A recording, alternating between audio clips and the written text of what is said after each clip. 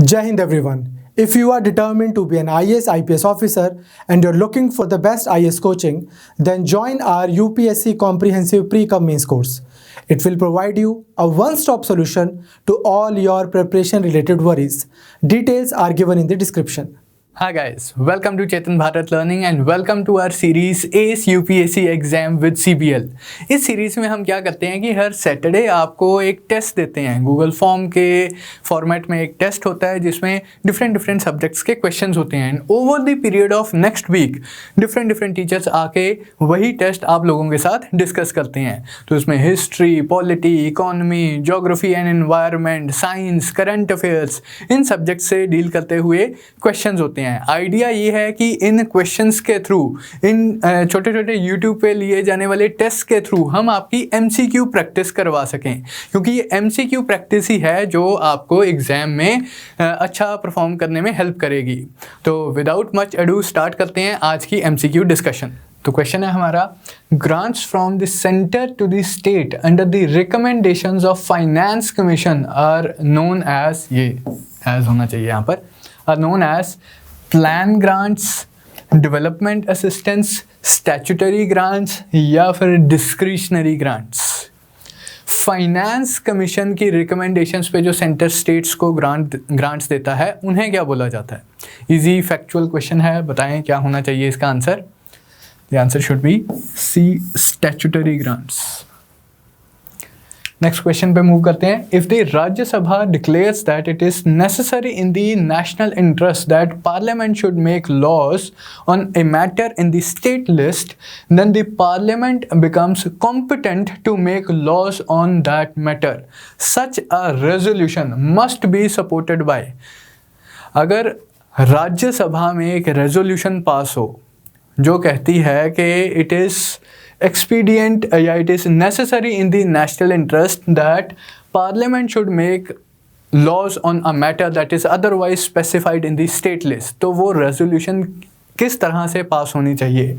2/3 of the members present and voting, 2/3 of the members present and voting and majority of the total membership of the house, simple majority of the house या majority of the membership of the house। अब ये दो options तो मुझे पता है कि आप लोगों ने पहले ही एलिमिनेट कर दी होंगी, option A and option B. हम जब ये वाला आर्टिकल 249 का प्रोविज़न पढ़ते हैं तो हम मोटा जल्दी से बोल देते हैं कि आर्टिकल 249 कहता है कि रेजोल्यूशन स्पेशल मेजॉरिटी से पास होनी चाहिए। फिर स्पेशल मेजॉरिटी की एक जनरल सी डेफिनेशन हमें याद होती है कि 2/3 of the members present and voting and majority of the membership of the house. But now here if you would read article 249 carefully, specifically article में mentioned है a resolution, such a resolution has to be passed by 2/3 of the members present and voting। कहीं भी ये जो दूसरी condition होती है special majority की, majority of the membership of the house, इसका कोई जिक्र नहीं है आर्टिकल 249 में। Hence, the answer to this question should be option A and not option B. So you have to be careful with that.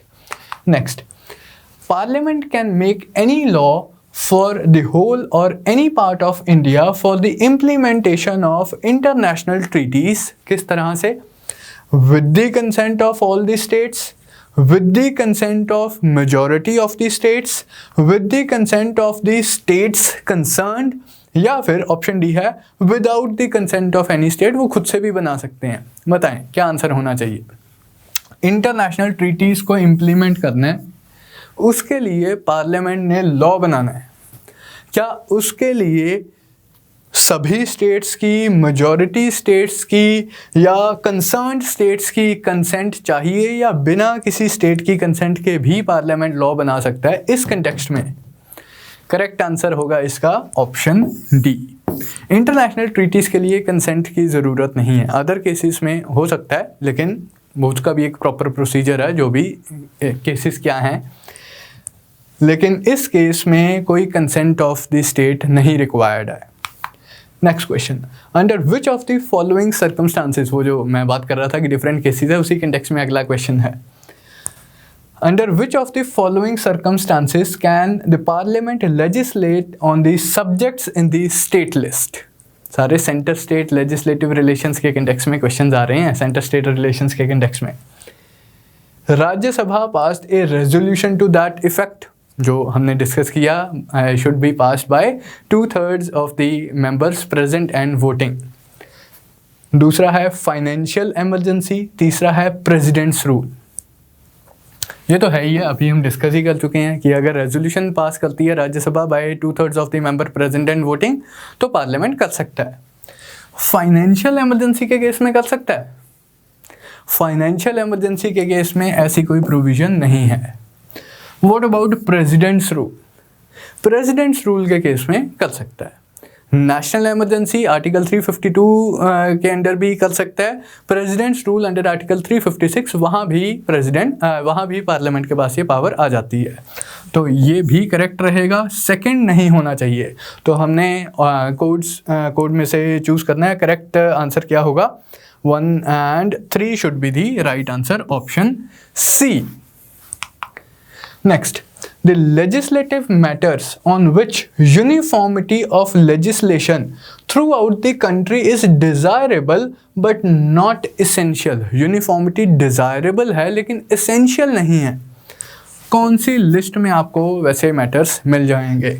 Residuary list, concurrent list, 5th and 6th schedule, या फिर directive principles of state policy? हाँ जी, क्या होना चाहिए इसका answer? Residuary list. भाई अगर list ही होती तो उसे रेजिडुअरी क्यों बोलते? द वेरी टर्म रेजिडुअरी पहली बात तो ये डिनोट करती है कि हमने कुछ लिस्ट में आइटम्स रख दिए हैं जो हम इन लिस्ट में नहीं रख पाए हैं, वो रेजिडुअरी हो गया। अगर लिस्ट ही एग्जिस्ट करती है तो उसे रेजिडुअरी क्यों बोलना है? तो residuary is not the answer. 5th and 6th schedule ये तो अलग मैटर से डील करते हैं। Directive principle of state policy ये भी ऑल टुगेदर डिफरेंट चीज़ हो गई। Answer to this question should be concurrent list. Union list बना दिया, पार्लियामेंट लॉ बनाएगी। स्टेट लिस्ट बना दी कि जी स्टेट्स के पास ही पार है। फिर कॉन्करेंट लिस्ट रखी, उसका एक मेन जो रैशनेल था वो यही था कि ये वो मैटर्स हैं जिनके ऊपर यूनिफॉर्मिटी ऑफ लेजिस्लेशन डिज़ायरेबल तो है लेकिन एज सच बहुत ज़्यादा एसेंशियल नहीं है। तो वो मैटर्स रखे गए हैं आपके लिस्ट 3, जिसे कॉन्करेंट लिस्ट बोलते हैं। तो इसका answer, hence the answer to this question should be option B. तो ये थे हमारे आज के सेशन के MCQs। I'll see you next time with next set of questions. Till then, keep on working hard, keep on revising whatever you are studying, and yes, keep on practicing as many MCQs as possible. So that's all from my side. Thank you and all the best. If you are already preparing for UPSC and you want to give an extra edge to your preparation with an in-depth current affairs analysis, mains answer writing practice, and test series, then join our UPSC Mission 2022 course. Details are given in the description.